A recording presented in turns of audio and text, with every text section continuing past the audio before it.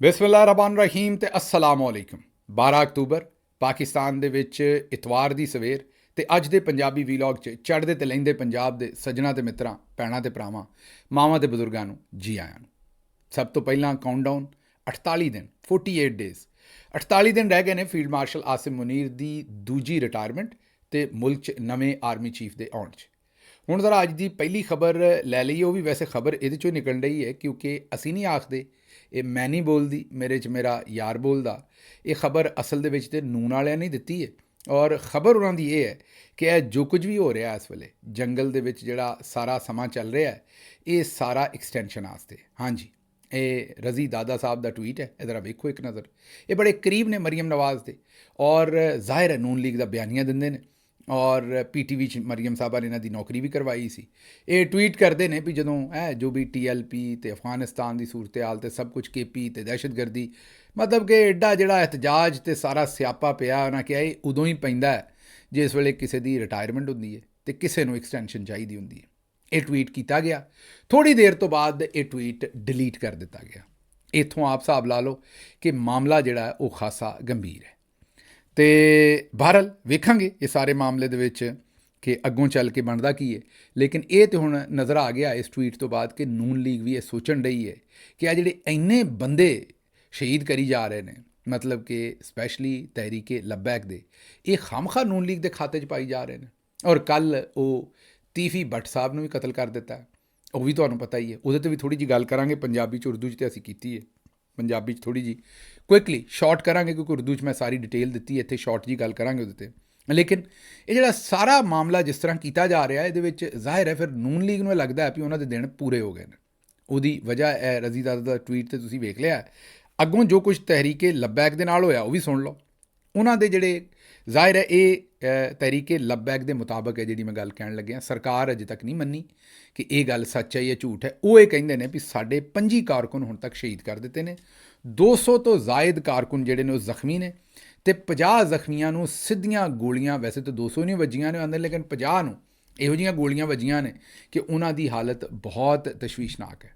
ਇਹ ਸੂਰਤ ਹਾਲ ਅਗਰ ਸੱਚ ਹੈ, ਇਹਦੇ 'ਚੋਂ ਅਗਰ ਅੱਧੀ ਵੀ ਸੱਚ, 50% ਵੀ ਅਗਰ ਇਹ ਸੂਰਤ ਹਾਲ ਸੱਚ ਹੈ ਤੇ ਇਹ ਬਹੁਤ ਖਤਰਨਾਕ ਸੂਰਤ ਹਾਲ।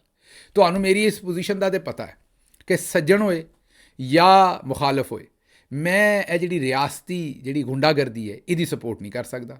ਤਹਿਰੀਕੇ ਲੱਬੈਕ ਦੇ ਨਾਲ ਕਰੋ ਤੇ ਭਾਵੇਂ ਨੂਨ ਲੀਗ ਨਾਲ ਕਰੋ ਤੇ ਭਾਵੇਂ ਕਿਸੇ ਨਾਲ ਕਰੋ, ਇਹ ਦੁਰਸਤ ਨਹੀਂ ਹੈ। ਮੈਂ ਨਹੀਂ ਕਹਾਂਗਾ ਵੀ ਇਹ ਕੰਮ ਹੋਣਾ ਚਾਹੀਦਾ। ਉਹਦੀ ਵਜ੍ਹਾ ਹੈ ਕਿ ਜਿਸ ਤਰੀਕੇ ਨਾਲ ਉੱਥੇ ਗਏ ਉਹ ਸਾਦ ਰਿਜ਼ਵੀ ਦੇ ਘਰ ਵੜੇ, ਉਹਨਾਂ ਦੀਆਂ ਔਰਤਾਂ ਦੀ ਬੇਹੁਰਮਤੀ ਕੀਤੀ ਹੈ। ਇਹ ਅਲੱਗ ਗੱਲ ਹੈ ਕਿ ਸਾਦ ਰਿਜ਼ਵੀ ਹੋਣੀ ਚੁੱਪ ਰਹੇ ਨੇ, ਉਹ ਨਹੀਂ ਬੋਲੇ। ਕੱਲ੍ਹ ਉਹ ਗੋਲੀਆਂ ਦੇ ਖੋਲ ਜਿਹੜੇ ਨੇ ਉਹ ਆਪਣੇ ਉੱਤੇ ਸੁੱਟ ਰਹੇ ਸਨ ਔਰ ਵਿਖਾ ਰਹੇ ਸਨ ਵੀ ਵੇਖੋ ਸਾਡੇ 'ਤੇ ਇੰਨੀਆਂ ਗੋਲੀਆਂ ਚੱਲੀਆਂ। ਯਾਦ ਕਰੋ ਤਸਵੀਰ ਜਦੋਂ ਇਮਰਾਨ ਖਾਨ ਸਾਹਿਬ ਆਪਣੇ ਸਾਹਮਣੇ ਸ਼ੈੱਲ ਰੱਖ ਕੇ ਬੈਠੇ ਸਨ। ਤੇ ਇਹ TLP ਕਿਉਂਕਿ ਜ਼ਾਹਿਰ ਹੈ, ਮੈਂ ਤਾਂ ਤੁਹਾਨੂੰ ਆਖਿਆ ਵੀ ਇਹ ਜਰਨੈਲੀ ਪ੍ਰੋਜੈਕਟ ਹੈ। ਤੇ ਹੁਣ ਰਜ਼ੀ ਦਾਦਾ ਸਾਹਿਬ ਦਾ ਟਵੀਟ ਵੀ ਨੂਨ ਲੀਗ ਵੀ ਇਹੀ ਆਖਣ ਡਈ ਜਿਨ੍ਹਾਂ ਦੀ ਹਕੂਮਤ ਹੈ ਤੇ ਉਹ ਵੀ ਹਾਲਾਂਕਿ ਜਰਨੈਲਾਂ ਦੇ ਨਾਲ ਨੇ, ਪਰ ਉਹ ਆਂਦੇ ਨੇ ਵੀ ਇਹ ਕਿਸੇ ਦੀ ਐਕਸਟੈਂਸ਼ਨ ਵਾਸਤੇ ਸਾਰਾ ਮਾਮਲਾ ਹੈ। ਇਹ ਤੁਸੀਂ ਵੇਖਣਾ, ਮੈਂ ਤੁਹਾਨੂੰ ਪਹਿਲੇ ਵੀ ਆਖਿਆ ਸੀ ਵੀ ਇਹ ਕੰਮ ਭਖ ਕੇ ਤੇ ਉਸ ਤੋਂ ਬਾਅਦ ਇਹ ਇਸੇ ਤਨਖਾਹ 'ਤੇ ਰਾਜ਼ੀ ਹੋ ਜਾਣਗੇ। ਪਹਿਲਾਂ ਇਹ ਕਦੇ ਫਲਸਤੀਨ ਦੇ ਬਾਰੇ ਸੱਜਣ ਨਹੀਂ ਨਿਕਲੇ। ਕਿੰਨਾ ਕੁਝ ਉੱਥੇ ਹੋ ਗਿਆ ਗਜ਼ਾ 'ਚ, ਹੁਣ ਇਹਨਾਂ ਨੂੰ ਅਚਾਨਕ ਚੇਤੇ ਆਇਆ ਕਿਉਂਕਿ ਕੰਮ ਲਾਗੇ ਹੋ ਰਿਹਾ ਐਕਸਟੈਂਸ਼ਨ ਦਾ। ਸਿਰਫ ਇਹ ਹੀ ਨਹੀਂ, ਅੱਗੋਂ ਜਮਾਤ ਇਸਲਾਮੀ ਨੇ ਵੀ ਅਜੇ ਆਉਣਾ ਹੈ ਤੇ ਹੋਰ ਸੱਜਣਾ ਨੇ ਵੀ ਆਉਣਾ। ਲੇਕਿਨ ਇਸ ਦੇ ਬਾਵਜੂਦ ਇਹ ਨੇ ਸਿਆਸੀ ਇਖਤਲਾਫਾਤ। ਇਹ ਜਿਹੜਾ ਤੁਸੀਂ ਉਹਨਾਂ ਦੇ ਘਰ ਵੜੇ ਹੋ, ਉਹਨਾਂ ਦੀ ਬੇਹੁਰਮਤੀ ਕਰ ਰਹੇ ਹੋ, ਭਾਵੇਂ ਸਕ੍ਰਿਪਟਡ ਹੋਵੇ, ਲੇਕਿਨ ਇਹ ਕਿਸੇ ਸੂਰਤ ਵੀ ਇਹਦੀ ਇਜਾਜ਼ਤ ਨਹੀਂ ਹੋਣੀ ਚਾਹੀਦੀ। ਇਹ ਬਹੁਤ ਹੀ ਸ਼ਰਮਨਾਕ ਹਰਕਤ ਹੈ ਔਰ ਇਹਦੀ ਜਿੰਨੀ ਮੁਜ਼ੰਮਤ ਕੀਤੀ ਜਾਵੇ ਉਹ ਘੱਟ ਹੈ। ਮਾਵਾਂ ਭੈਣਾਂ ਸਾਂਝੀਆਂ ਹੁੰਦੀਆਂ ਨੇ, ਇਹਨਾਂ ਨੂੰ ਸਾਂਝੀਆਂ ਰਹਿਣਾ ਚਾਹੀਦਾ। ਛੋਟੀ ਬੱਚੀ ਵੀ ਗ੍ਰਿਫਤਾਰ ਕੀਤੀ ਹੈ, ਫਿਰ ਕਲੇਮ ਕਰਦੇ ਉੱਥੋਂ ਬੜੇ ਸਾਰੇ ਪੈਸੇ ਨਿਕਲ ਆਏ ਨੇ। ਮਤਲਬ ਕੋ ਹਯਾ ਨੂੰ ਹੱਥ ਮਾਰੋ। ਲੇਕਿਨ ਚਲੋ ਵਾਇਰਲ ਕਰ ਰਹੇ ਨੇ। ਦੂਜੇ ਪਾਸੇ ਜਿਹੜਾ ਆਮ ਵਰਕਰ ਹੈ, ਅਗਰ ਇਹ 25 ਵਰਕਰ ਸ਼ਹੀਦ ਹੋਏ ਨੇ, ਇਹਦੇ ਆਮ ਲੋਕ ਨੇ। ਇਹਨਾਂ ਨੂੰ ਤੇ ਜੋ ਉਹਨਾਂ ਦੀ ਲੀਡਰਸ਼ਿਪ ਕਹਿ ਰਹੀ ਹੈ, ਇਹ ਸੜਕਾਂ 'ਤੇ ਆ ਕੇ ਇਹਤਜਾਜ ਕਰ ਰਹੇ ਨੇ, ਇਹਨਾਂ ਦਾ ਕੀ ਕਸੂਰ ਹੈ? ਲੇਕਿਨ ਕਿਉਂਕਿ ਆਪਣੇ ਉੱਤੋਂ ਜਿਹੜੇ ਕੰਮ ਪੂਰੇ ਕਰਨੇ ਨੇ ਐਕਸਟੈਂਸ਼ਨ ਔਰ ਦੂਸਰੇ, ਇਸ ਵਾਸਤੇ ਹੁਣ ਕਿਸੇ ਵੀ ਕੀਮਤ ਦੇ ਉੱਤੇ ਇੰਤਸ਼ਾਰ ਫੈਲਾ ਕੇ ਰੱਖਣਾ। ਮੈਂ ਉਰਦੂ ਵੀਲੌਗ ਚਾਹੁੰਦਾ ਨਾ ਵੀ ਇਹ ਆਖਰੀ ਦਿਨ ਜਿਹੜੇ ਨੇ ਔਖੇ ਲੰਘਣੇ ਨੇ, ਇਹ ਦਿਨ ਭਾਰੇ ਨੇ, ਔਖੇ ਨੇ ਪਾਕਿਸਤਾਨ ਵਾਸਤੇ, ਪਾਕਿਸਤਾਨ ਦੀ ਆਵਾਮ ਵਾਸਤੇ, ਫੀਲਡ ਮਾਰਸ਼ਲ ਵਾਸਤੇ, ਇਸ ਖਿੱਤੇ ਵਾਸਤੇ, ਇਸ ਨਿਜ਼ਾਮ ਵਾਸਤੇ। ਤਾਂ ਤੁਹਾਡੇ ਸਾਹਮਣੇ ਜੋ ਕੁਝ ਹੋ ਰਿਹਾ ਹੁਣ। ਬਹਰਹਾਲ ਇਹਦੇ ਵਿੱਚ ਜਿਹੜੀ ਅੱਛੀ ਗੱਲ ਹੈ, ਪਹਿਲੀ ਗੱਲ ਤਾਂ ਇਹ ਤੁਹਾਨੂੰ ਦੱਸ ਦਈਏ ਕਿ ਜਿੰਨੇ ਵੀ GT ਰੋਡ ਦੇ ਜਿੰਨੇ ਵੀ ਸ਼ਹਿਰ ਨੇ, ਸਾਰੇ ਜੇਹਲਮ, ਗੁਜਰਾਂਵਾਲਾ, ਇਹ ਸਾਰਿਆਂ ਦੇ ਵਿੱਚ ਸਾਰੇ ਸਰਕਾਰੀ ਇਦਾਰੇ ਵਗੈਰਾ ਬੰਦ ਨੇ ਤੇ ਇਹਨਾਂ ਸ਼ਹਿਰਾਂ ਨੂੰ ਤਕਰੀਬਨ ਬੰਦ ਹੀ ਕੀਤਾ, ਖੰਦਕਾਂ ਖੋਦੀਆਂ ਨੇ, ਕੰਟੇਨਰ ਸਥਾਨ ਬਣਾਇਆ ਇਸਲਾਮਾਬਾਦ ਨੂੰ ਵੀ ਔਰ ਸਾਰੇ GT ਰੋਡ ਨੂੰ, ਤੇ ਮਤਲਬ ਇੱਕ ਵਕਤ ਪਾਇਆ ਇਸ ਪੂਰੇ ਇਲਾਕੇ ਨੂੰ, ਪਹਿਲੀ ਗੱਲ। ਤੇ ਦੂਜੀ ਚੀਜ਼ ਹੁਣ ਜਿਹੜੀ ਹੈ ਉਹ ਸੂਰਤ ਹਾਲ ਇਹ ਬਣ ਰਹੀ ਹੈ ਕਿ ਇਹਨਾਂ ਨੇ ਹੁਣ ਅਹਿਕਾਮਾਤ ਦਿੱਤੇ ਨੇ ਕਿ ਕੋਈ ਮੁਜ਼ਾਕਰਾਤ ਹੋਣ, ਉਹਦੇ 'ਚ ਮੌਲਾਨਾ ਫਜ਼ਲ ਰਹਿਮਾਨ ਸਾਹਿਬ ਵੀ ਇਨਵੋਲਵ ਹੋਏ ਨੇ, ਤੇ ਉਹਨਾਂ ਦੇ ਹੁਣ ਕਹਿਣ ਦੇ ਉੱਤੇ TLP ਦੇ ਮੁਜ਼ਾਕਰਾਤ ਹੋ ਰਹੇ ਨੇ। ਕੁਝ ਖਬਰਾਂ ਥੋੜ੍ਹੀ ਦੇਰ ਪਹਿਲੇ ਆ ਰਹੀਆਂ ਸਨ ਕਿ ਸ਼ਾਇਦ ਮੁਜ਼ਾਕਰਾਤ ਕਾਮਯਾਬ ਹੋ ਗਏ ਨੇ, ਹਜੇ ਤੱਕ ਇਹ ਪਤਾ ਨਹੀਂ ਕਾਮਯਾਬ ਹੋਏ ਨੇ ਕਿ ਨਹੀਂ ਹੋਏ, ਲੇਕਿਨ ਕਮ ਅਜ਼ ਕਮ ਮੁਜ਼ਾਕਰਾਤ ਉਹਨਾਂ ਦੇ ਕਹਿਣ 'ਤੇ ਸ਼ੁਰੂ ਹੋਏ ਨੇ। ਸਾਨੂੰ ਇਹੀ ਲੱਗਦਾ ਵੀ ਇੱਕ ਅੱਧਾ ਦਿਨ ਹੋਰ ਹੈ, TLP ਵਾਪਸ ਚਲੀ ਜਾਏਗੀ। ਇਹ ਜਿਹੜੇ ਬੰਦੇ ਸ਼ਹੀਦ ਹੋਏ ਨੇ ਇਹ ਕਿਉਂ ਕਰਵਾਏ ਗਏ ਨੇ, ਇਹਦੇ 'ਚੋਂ ਕੀ ਨਿਕਲੇਗਾ, ਇਹ ਆਉਣ ਵਾਲੇ ਦਿਨਾਂ 'ਚ ਤੁਹਾਨੂੰ ਬੜਾ ਅੱਛੀ ਤਰ੍ਹਾਂ ਸਮਝ ਆ ਜਾਏਗਾ। ਇਸ ਵੇਲੇ ਤੁਹਾਡੇ 'ਚੋਂ ਕਈ ਜਜ਼ਬਾਤੀ ਹੋਣੇ ਨੇ, ਉਹਨਾਂ ਨੂੰ ਮੇਰੀਆਂ ਗੱਲਾਂ ਭੈੜੀਆਂ ਲੱਗਣੀਆਂ ਨੇ, ਲੇਕਿਨ ਜ਼ਰਾ ਥੋੜ੍ਹਾ ਜਿਹਾ ਠਮਰ ਕੇ, ਮੇਰਾ ਮਤਲਬ ਹੈ ਵੇਖੋ, ਸੋਚੋ, ਸੁਣੋ, ਤੇ ਤੁਹਾਨੂੰ ਆਪੇ ਗੱਲ ਸਾਰੀ ਸਮਝ ਆ ਜਾਣੀ ਹੈ। ਲੇਕਿਨ ਇਹ ਜਿਹੜੇ ਪੰਜੀ ਨੇ ਇਹ ਵੀ ਮਾਵਾਂ ਦੇ ਪੁੱਤਰ ਨੇ, ਇਹਨਾਂ ਦੀਆਂ ਮਾਵਾਂ ਸਾਡੀਆਂ ਹੀ ਮਾਵਾਂ ਨੇ।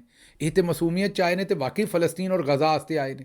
ਇਹ ਸਾਰੇ ਪਾਕਿਸਤਾਨੀ ਤੇ ਵਿਚਾਰੇ ਉੱਥੇ ਜਹਾਦ ਕਰਨ ਹੀ ਆਏ ਨੇ ਆਪਣੇ ਵੱਲੋਂ, ਜਾਂ ਆਪਣਾ ਇhtਜਾਜ ਕਰਨ ਹੀ ਆਏ ਨੇ, ਔਰ ਇਹਨਾਂ ਨੂੰ ਮਰਵਾ ਦਿੱਤਾ ਗਿਆ।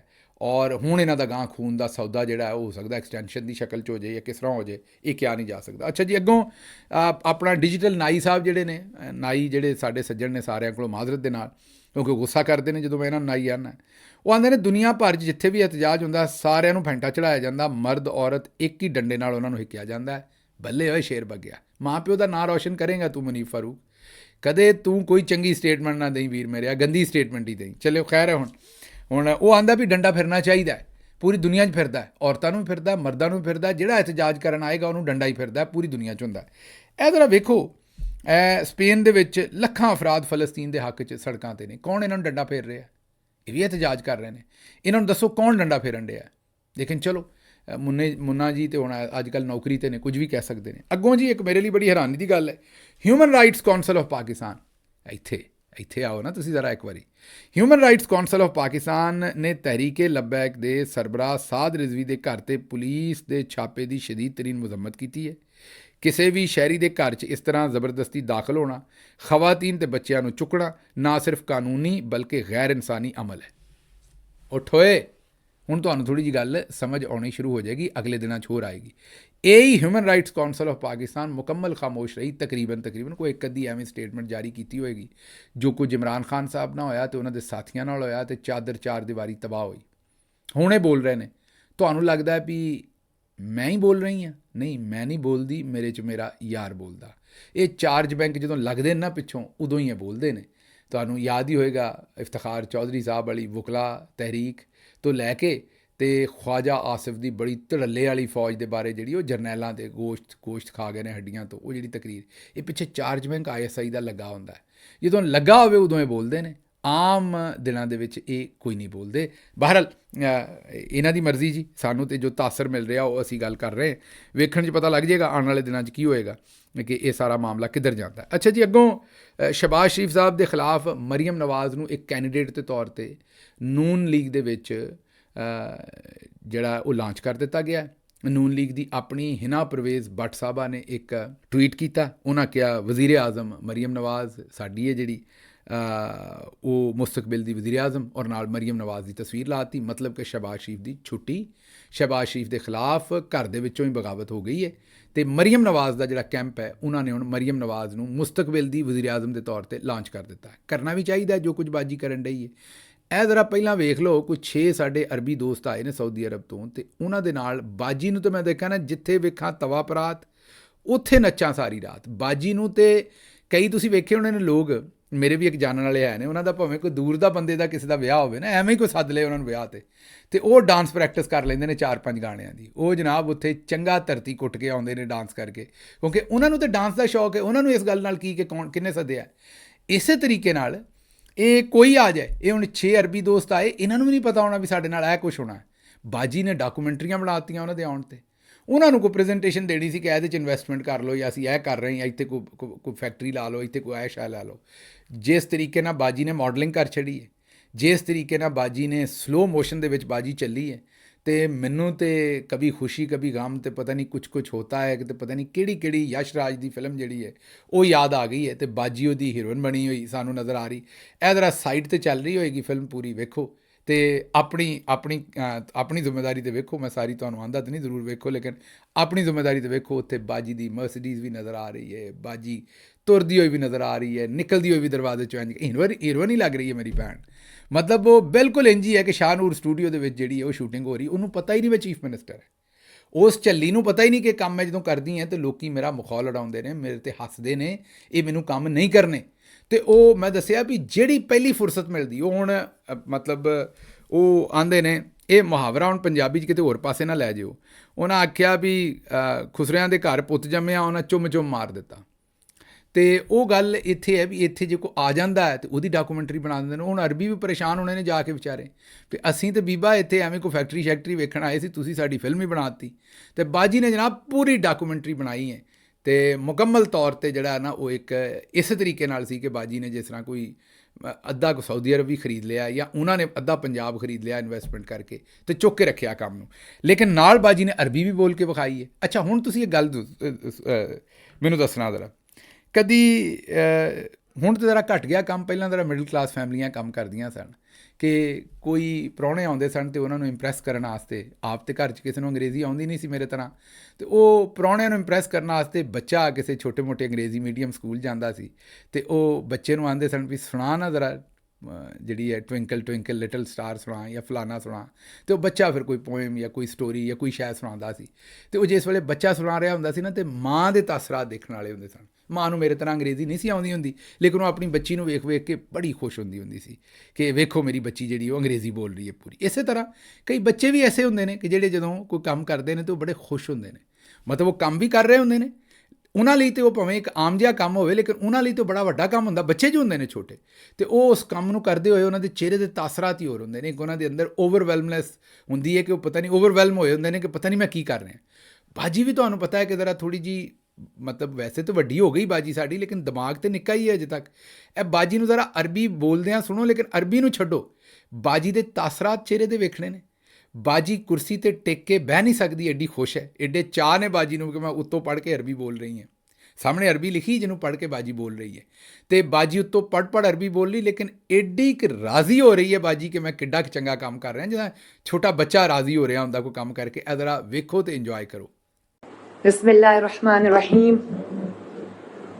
साहिब समू अल अमीर and my brother Mansoor, Ikhwan अल कराम, इख्वान अल आज़ाम, इख्वान अल अबद, अस्सलाम अलैकुम, अहलन व सहलन फीक, मरहबा। والله أنا سعيد جدا جدا مبسوط كثير بلقائك. Very happy to see you my brothers. من قلبي مبسوط كثير من قلبي من أعماق قلبي. Happy to see you brothers. Your Excellency. ਵੇਖ ਲਿਆ ਜੀ। ਅਤੇ ਉਹਦੇ 'ਤੇ ਫਿਰ ਉਹ ਸਾਡੇ ਬਾਬਾ ਜੀ ਦੇ ਠੁੱਲੂ ਵਾਲੀ ਬਾਜੀ ਜਿਹੜੀ ਹੈ, ਹੁਣ ਤੁਸੀਂ ਆਖੋਗੇ ਗਿੱਲ ਸਾਹਿਬ ਕੀ ਆਖਣ ਦੇ, ਨਹੀਂ ਜਨਾਬ ਮੈਂ ਨਹੀਂ, ਮੇਰੀ ਉਹ ਵੀ ਭੈਣ ਹੈ, ਮੁਹਤਰਮ ਹੈ। ਮੈਂ ਉਹਨਾਂ ਨੂੰ ਦੱਸਿਆ ਸੀ ਵੀ ਮਾਯੂਬ ਲਫ਼ਜ਼ ਹੈ। ਉਹਨਾਂ ਬਾਕਾਇਦਾ ਇਹਦੇ 'ਤੇ ਪ੍ਰੈਸ ਕਾਨਫਰੰਸ ਕਰਕੇ ਕਿਹਾ ਕਿ ਸ਼ਹਿਬਾਜ਼ ਗਿੱਲ ਨੂੰ ਦੇ ਜ਼ੇਨ ਦੇ ਵਿੱਚ ਕੋਈ ਗੰਦਗੀ ਹੈ, ਚੰਗਾ ਲਫ਼ਜ਼ ਹੈ, ਬਾਬਾ ਜੀ ਦਾ ਠੁੱਲੂ ਕੋਈ ਬੁਰੀ ਚੀਜ਼ ਨਹੀਂ ਹੈ, ਇਹ ਬੜਾ ਅੱਛਾ ਹੈ ਅਤੇ ਮੈਂ ਤਾਂ ਇਹਨੂੰ ਬਾਰ-ਬਾਰ ਇਸਤੇਮਾਲ ਕਰਦੀ ਹਾਂ, ਮਤਲਬ ਕਿ ਇਸ ਲਫ਼ਜ਼ ਨੂੰ ਬਾਰ-ਬਾਰ ਇਸਤੇਮਾਲ ਕਰਦੀ ਹਾਂ। ਅਤੇ ਮੈਂ ਉਸ ਦਿਨ ਤੋਂ ਮੈਂ ਆਪਣੀ ਮਾਜ਼ਰਤ ਕਰ ਲਈ ਬਾਜੀ ਕੋਲੋਂ। ਹੋ ਸਕਦਾ ਬਈ ਕਈ ਵਾਰੀ ਤੁਹਾਡੀ ਅੰਡਰਸਟੈਂਡਿੰਗ ਗਲਤ ਹੋ ਸਕਦੀ ਹੈ, ਹੋ ਸਕਦਾ ਜਿਸ ਹਿਸਾਬ ਨਾਲ ਜਿਹੜਾ ਮੈਨੂੰ ਜਿਸ ਗੱਲ ਦਾ ਯੂਫਾਮਿਜ਼ਮ ਲੱਗਦਾ ਹੋਵੇ ਜਾਂ ਸਲੈਂਗ ਲੱਗਦੀ ਹੋਵੇ ਅਤੇ ਮੈਨੂੰ ਲੱਗਦਾ ਹੋਵੇ ਕਿ ਗਲਤ ਇਹਦੀ ਐਕਸਪ੍ਰੈਸ਼ਨ ਹੈ, ਲੇਕਿਨ ਬਾਜੀ ਨੇ ਦੱਸਿਆ ਵੀ ਨਹੀਂ ਇਹਦਾ ਠੀਕ ਐਕਸਪ੍ਰੈਸ਼ਨ ਹੈ। ਅਸੀਂ ਮੰਨ ਲੈਨੇ, ਮਾਜ਼ਰਤ ਵੀ ਕਰ ਲਈ। ਅਤੇ ਹੁਣ ਮੈਂ ਤਾਂ ਆਨਾ ਵੀ ਬਾਜੀ ਤੁਸੀਂ ਲੈ ਕੇ ਫਿਰੋ ਨਾਲ ਹੀ, ਬਾਬਾ ਜੀ ਦੇ ਠੁੱਲੂ ਨੂੰ ਬੈਗ ਦੇ ਵਿੱਚ ਪਾ ਕੇ ਨਾ ਨਾਲ ਲੈ ਕੇ ਫਿਰਿਆ ਕਰੋ ਹਰ ਥਾਂ 'ਤੇ। ਇਹਨੂੰ ਇਸਤੇਮਾਲ ਵੀ ਕਰਨਾ ਚਾਹੀਦਾ ਹੈ, ਕੋਈ ਚੰਗੀ ਸ਼ੈ ਜੋ ਹੈ। ਜਿਵੇਂ ਮੈਂ ਹੁਣ ਪੈਨਸਲ ਫੜੀ, ਇਹਦੇ 'ਚ ਕੋਈ ਸ਼ਰਮਿੰਦਗੀ ਵਾਲੀ ਗੱਲ ਤਾਂ ਨਹੀਂ ਕਿ ਮੈਂ ਪੈਨਸਲ ਫੜੀ, ਇਹ ਪੈਨਸਲ ਫੜੀ ਹੈ ਤੈਨੂੰ ਮੈਂ ਜਿੱਥੇ ਮਰਜ਼ੀ ਜੇਬ 'ਚ ਪਾ ਕੇ ਲੈ ਕੇ ਫਿਰਾਂ, ਜੋ ਮਰਜ਼ੀ ਕਰਾਂ, ਇਹਨੂੰ ਮੈਂ ਇਸਤੇਮਾਲ ਕਰਾਂ ਜਿੱਥੇ ਮਰਜ਼ੀ, ਕਿਸੇ ਨੂੰ ਕੀ ਤਕਲੀਫ ਹੈ।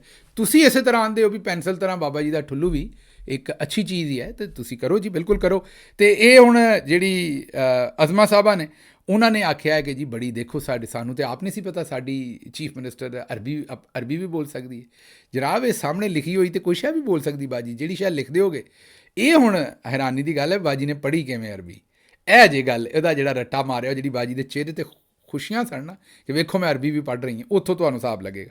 ਅੱਛਾ, ਅਜ਼ਮਾ ਬੁਖਾਰੀ ਸਾਹਿਬਾ ਨੇ ਅੱਗੋਂ ਨੈਕਸਿਸ ਨੂੰ ਅਨੈਕਸਿਸ जो एनेक्सिस है ना, टेरर और क्राइम का जो एनेक्सिस है वो सियासतदानों और जो मुकामी सियासती जो पुश बनाई है उसके साथ मौजूद है, और ये बहुत बहुत अलार्मिंग चीज़ है। ਉਹ ਕਿਤੇ ਮੇਰਾ ਖਿਆਲ ਅਜ਼ਮਾ ਸਾਹਿਬਾ ਨੇ, ਮੈਨੂੰ ਨਹੀਂ ਪਤਾ ਕੋਈ ਡਿਗਰੀ ਮਾਸਟਰਸ ਕੀਤੀ ਹੈ ਕਿ ਨਹੀਂ ਕੀਤੀ ਹੁੰਦੀ, ਕੋਈ ਥੀਸਿਸ ਲਿਖਿਆ ਹੁੰਦਾ ਜਾਂ ਕੋਈ ਹੋਰ ਅਸਾਈਨਮੈਂਟ ਕੀਤੀ ਹੁੰਦੀ ਜਿਸ 'ਚ ਐਨੈਕਸਚਰ ਵਗੈਰਾ ਲਾਏ ਹੁੰਦੇ ਤੇ ਪਤਾ ਹੁੰਦਾ ਐਨੈਕਸਿਸ ਕੀ ਹੁੰਦੇ ਨੇ ਤੇ ਨੈਕਸਿਸ ਕੀ ਹੁੰਦਾ। ਲੇਕਿਨ ਚਲੋ ਕੋਈ ਗੱਲ ਨਹੀਂ, ਬਾਬਾ ਜੀ ਦਾ ਠੁੱਲੂ ਤਾਂ ਠੀਕ ਹੈ ਨਾ, ਹੋਰ ਖੈਰ ਹੈ, ਨੈਕਸਿਸ ਦੀ ਖੈਰ ਹੈ, ਜਿਹੜਾ ਅਸਲ ਕੰਮ ਹੈ ਉਹ ਠੀਕ ਹੈ।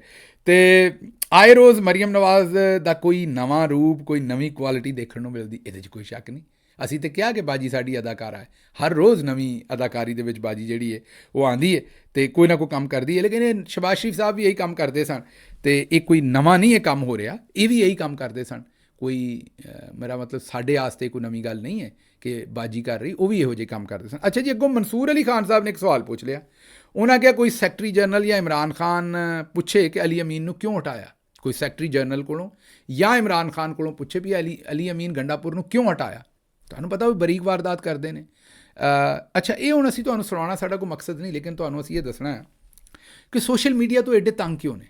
ਸੋਸ਼ਲ ਮੀਡੀਆ ਤੋਂ ਤੰਗ ਹੋਣ ਦੀ ਵਜ੍ਹਾ ਹੈ ਨਾ ਕੋਈ। ਇਹ ਲੋਕ ਸੋਸ਼ਲ ਮੀਡੀਆ ਤੋਂ ਤੰਗ ਇਸ ਤੋਂ ਨੇ ਕਿ ਪਹਿਲਾਂ ਇਹ ਗੱਲਾਂ ਸਾਨੂੰ ਐਕਸਪਲੇਨ ਕਰਨੀਆਂ ਪੈਂਦੀਆਂ ਸਨ ਪ੍ਰੈਸ ਕਾਨਫਰੰਸ ਦੇ ਵਿੱਚ ਕਿਸੇ ਤਰੀਕੇ ਨਾਲ। ਹੁਣ ਤੁਸੀਂ ਆਵਾਮ ਦਾ ਸ਼ਊਰ ਵੇਖੋ। ਇਹ ਤੁਹਾਨੂੰ ਨੌਜਵਾਨ ਦੀ ਗੱਲਬਾਤ ਸੁਣਾਉਣੀ, ਕਿਸੇ ਪਿੰਡ ਦਾ ਜਾਂ ਸ਼ਹਿਰ ਦਾ ਨੌਜਵਾਨ ਹੈ, ਆਮ ਨੌਜਵਾਨ ਹੈ, ਉਹਦਾ ਹੁਣ ਸ਼ਊਰ ਵੇਖੋ, ਉਹਦੀ ਗੱਲ ਕਰਨ ਦੇ ਸਟਾਈਲ ਨੂੰ ਨਹੀਂ ਤੁਸੀਂ ਵੇਖਣਾ ਵੀ ਉਹ ਅੰਗਰੇਜ਼ੀ ਬੋਲ ਰਿਹਾ ਕਿ ਉਰਦੂ ਬੋਲ ਰਿਹਾ ਕਿ ਪੰਜਾਬੀ ਬੋਲ ਰਿਹਾ ਕਿ ਕੀ ਬੋਲ ਰਿਹਾ ਅਤੇ ਤਲੱਫਜ਼ ਕੀ ਹੈ ਅਤੇ ਕੀ ਨਹੀਂ ਹੈ। ਤੁਸੀਂ ਉਹਨੂੰ ਛੱਡ ਦੇਣਾ, ਆਮ ਨੌਜਵਾਨ ਹੈ। ਲੇਕਿਨ ਤੁਸੀਂ ਉਹਦਾ ਸ਼ਊਰ ਵੇਖ ਲਓ, ਉਹਦੀ ਕਲੈਰਿਟੀ ਦੇਖ ਲਓ ਕਿ ਉਹਨਾਂ ਲਿਫਾਫਿਆਂ ਨੂੰ ਲੰਮਿਆਂ ਪਾਇਆ, ਉਹਨਾਂ ਨੇ ਜਨਾਬ ਮਨਸੂਰ ਅਲੀ ਖਾਨ ਸਾਹਿਬ ਨੂੰ ਲੰਮਿਆਂ ਪਾ ਦਿੱਤਾ। ਇਹ ਜ਼ਰਾ ਪਹਿਲਾਂ ਮਨਸੂਰ ਅਲੀ ਖਾਨ ਸਾਹਿਬ ਨੇ ਕੀ ਕਿਹਾ ਉਹ ਸੁਣੋ ਅਤੇ ਫਿਰ ਉਹਨਾਂ ਦੀ ਗੱਲ ਸੁਣੋ। आप मुझे बताइए ना, वजह बताइए। आज पाकिस्तान तहरीक इंसाफ के चेयरमैन से या सेक्रेटरी जनरल से जाके पूछो भाईजान अली अमीन गंडापुर को हटाया क्यों है, वजह क्या है। ਮੈਂ ਪੁੱਛਣਾ, ਤੂੰ ਫਰਿੱਜ ਵੇਚਦਾ ਨਿਊਜ਼ ਕਾਸਟਰ ਬਣ ਗਿਆ, ਵਜ੍ਹਾ ਕੀ ਸੀ। ਖਬਰਾਂ ਪੜ੍ਹਦਾ ਤੂੰ ਐਂਕਰ ਪਰਸਨ ਬਣ ਗਿਆ, ਵਜ੍ਹਾ ਕੀ ਸੀ। ਐਂਕਰ ਪਰਸਨ 'ਚ ਇੰਟਰਵਿਊ ਕਰਦਾ ਤੂੰ ਯੂਟਿਊਬਰ ਵੀਲੌਗਰ ਬਣ ਗਿਆ, ਵਜ੍ਹਾ ਕੀ ਸੀ। ਜਿਹੜੀ ਹੁਕੂਮਤ ਨੂੰ ਤੂੰ ਸਪੋਰਟ ਕਰਦਾ ਪਿਆ ਹੈ। ਮੈਂ ਪੁੱਛਾਂ ਕਿ 1900 ਰੁਪਈਏ ਨੂੰ ਜਿਹੜੀ ਕਣਕ ਤੁਸੀਂ ਜ਼ਿਮੀਂਦਾਰ ਕੋ ਚੁੱਕੀ ਸੀ, ਅੱਜ ਉਹਦਾ ਰੇਟ 3500 ਕਿਉਂ ਹੈ, ਕੀ ਵਜ੍ਹਾ। ਮੈਂ ਪੁੱਛਾਂ ਕਿ ਚੱਕੀ ਦਾ ਆਟਾ 130 ਰੁਪਈਏ ਕਿਲੋ ਕਿਉਂ ਵਿਕਦਾ ਪਿਆ। ਮੈਂ ਪੁੱਛਾਂ ਤੈਨੂੰ ਅੱਜ ਦੇ ਦੌਰ ਦੇ ਵਿੱਚ ਜਿਹੜਾ ਬੰਦਾ 40,000 ਰੁਪਈਆ ਕਮਾਉਂਦਾ ਪਿਆ ਹੈ, ਉਹ ਰੋਟੀ ਕਿਵੇਂ ਖਾਵੇ, ਉਹ ਆਪਣੇ ਬੱਚਿਆਂ ਦੀ ਫੀਸ ਕਿਵੇਂ ਦੇਵੇ, ਮਕਾਨ ਦਾ ਕਿਰਾਇਆ ਕਿਵੇਂ ਦੇਵੇ, ਬਿਜਲੀ ਦਾ ਬਿੱਲ ਕਿਵੇਂ ਦੇਵੇ। ਮੈਂ ਪੁੱਛਾਂ ਕਿ ਇੰਨੀ ਮਹਿੰਗਾਈ ਦੀ ਵਜ੍ਹਾ ਕੀ ਹੈ। ਮੈਂ ਪੁੱਛਾਂ ਕਿ ਲੋਕਾਂ ਨੂੰ ਇਨਸਾਫ, ਤਲੀਮ, ਸਿਹਤ ਕਿਉਂ ਨਹੀਂ ਮਿਲਦੀ ਪਈ। ਪੁੱਛਾਂ ਤੇਰੇ ਕੋਲ, ਤੂੰ ਹਰ ਗੱਲ ਦੇ ਵਿੱਚ ਪੁੱਛ ਵਜ੍ਹਾ ਕੀ ਸੀ। ਭਾਈ ਸਾਡਾ ਦਿਲ ਕੀਤਾ, ਇਹ ਬੈਠੇ ਸਗੋਂ ਸ਼ੁਗਲ ਮੇਲਾ ਨਹੀਂ ਸੀ ਲੱਭ ਲਿਆ, ਅਸੀਂ ਕਿਹਾ ਚਲੋ ਕੋਈ ਸ਼ੁਗਲ ਮੇਲਾ ਲੱਭ ਲਈਏ ਅਤੇ ਚਲੋ ਆਪਣਾ ਵਜ਼ੀਰ ਆਲਾ ਬਦਲ ਲਈਏ। ਮੈਂ ਪੁੱਛਾਂਗਾ ਇਮਰਾਨ ਖਾਨ ਨੂੰ ਅਦਮ ਅਤਮਾਦ ਕਰਕੇ ਕਿਉਂ ਹਟਾਇਆ ਗਿਆ, ਵਜ੍ਹਾ ਕੀ ਸੀ। ਤੂੰ ਕਹੇਂਗਾ ਕਿ ਇੱਕ ਜਮਹੂਰੀ ਪ੍ਰੋਸੈਸ ਸੀ, ਇਹ ਵੀ ਜਮਹੂਰੀ ਪ੍ਰੋਸੈਸ ਸੀ, ਠੀਕ ਹੈ ਨਾ। MPA ਵੀ ਪੂਰੇ ਨੇ, ਜਿਹਨੂੰ ਦਿਲ ਕਰੇਗਾ ਸ਼ਾਮ ਨੂੰ ਵਜ਼ੀਰ ਆਲਾ ਲਾਵਾਂਗੇ, ਸੁਬਾਹ ਨੂੰ ਬਦਲ ਕੇ ਨਵਾਂ ਬੰਦਾ ਲਾ ਦਾਂਗੇ। ਤੇਰੇ ਕੋ ਜੋ ਹੁੰਦਾ ਨਾ। ਸੁਣ ਲਿਆ ਜੀ, ਮੈਨੂੰ ਇੱਥੋਂ ਦਿਓ ਇਜਾਜ਼ਤ, ਤੇ ਰੱਬ ਰੱਖਾ।